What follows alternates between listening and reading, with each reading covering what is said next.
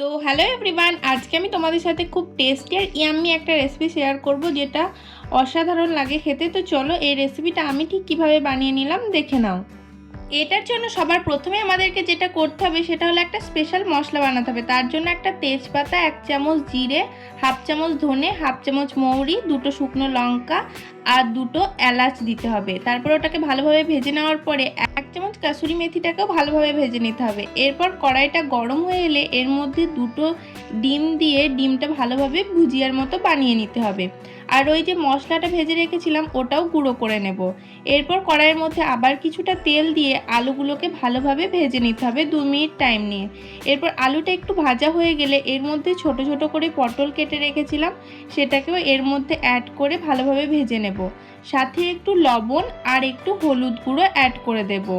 এরপর আমি এর মধ্যে আধ ঘন্টা মতো সয়াবিনগুলোকে গরম জলের মধ্যে ভিজিয়ে রেখেছিলাম ওটাকেই অ্যাড করে দিলাম। এবার সয়াবিনটাকে এই সমস্ত কিছুর সাথে ভালোভাবে ভেজে নেব। তো ভেজে নেওয়া হয়ে গেছে, এবার আমি এটাকে তুলে নিলাম।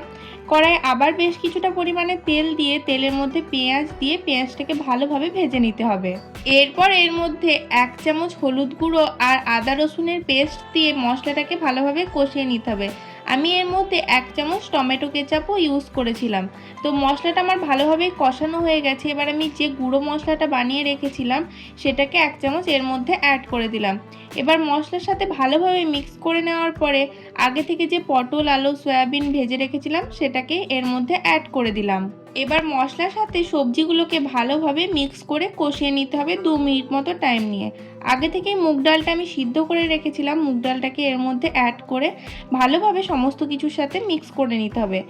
এবার এটাকে ফুটতে দেওয়ার পালা। তোমরা যেরকম গ্রেভি চাও সেই অনুযায়ী জল অ্যাড করে দেবে।